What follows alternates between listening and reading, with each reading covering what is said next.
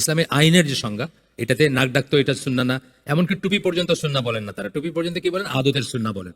কিন্তু এটা দিয়ে কাউকে আপনি ডিসক্রিমিনেট করতে পারবেন না, কাউকে বলতে পারবেন না যে তুমি টুপি পরা নাই, তোমার নামাজ হবে না, বা তুমি লেস পরেজগার, এটা বলা যাবে না। বাবড়ি চুল রাখা, টুপি পরা, খেজুর খাওয়া, যা কিছু তার অভ্যাস ছিল, সেগুলো যদি হয়, একটা আপনি সওয়াব পাবেন, সেটা হচ্ছে তাকে গভীরভাবে ভালোবাসার সওয়াব। যে ভালোবাসে আপনি সব ব্যাপারে তার মতো হইতে চাইতেছেন, কিন্তু কোনো রিলিজিয়াস ইম্পোর্ট নাই। আপনি কয়টা সৌদি স্কলারে দেখছেন যে বাবড়ি চুল আছে? দেখছেন কারো? তো এটাই বলতেছি যে মানে আমাদের দেশে ইয়াং জেনারেশনের ভিতরে খুব ঠিক আছে, আমরা না করতেছি না, নিষেধও করতেছি না আমরা, কিন্তু আমরা বলছি এর চেয়ে অনেক ইম্পর্টেন্ট সুন্নাহ আছে। আপনি বাবড়ি চুল রেখা টি শার্ট পরছেন, জিন্সের প্যান্ট পরছেন, ওটা আয়সা খুব এইভাবে বুকে হাত দিয়ে নামাজ পড়লেন একদম, কিন্তু আপনি প্রায়োরিটিতে ভুল করলেন না। আপনার হওয়া উচিত ছিল যে পিছনটা ঢাকা থাকবে। আপনি সিজদা যেতেছেন, আপনার পিছনের শেপ দেখা যাইতেছে, আপনার তো সতর ঢাকা হলো না। আপনার নামাজ হবে কি হবে না, এটা নিয়ে বিতর্ক আছে। অনেক স্কলার বলছেন হবেন না, অনেকে বলছেন এখানে জামাতে পড়ে আবার বাড়ি থেকে আবার আলাদা করে পড়তে হবে না। সেটা বেশি ইম্পর্টেন্ট না? বুকে হাত বাঁধা চেয়ে ইম্পর্টেন্ট, রাফিয়াদেন করা চেয়ে ইম্পর্টেন্ট, বাবড়ি চুল রাখার চেয়ে ইম্পর্টেন্ট যে আপনি একটা পিছনটা ঢেকে, সতর যেটাকে বলে সেটুক সামনে পিছনে ঢেকে আপনি নামাজ পড়বেন। এইরকম আর কি প্রায়োরিটি ভুল করে ফেলি আমরা অনেক সময়।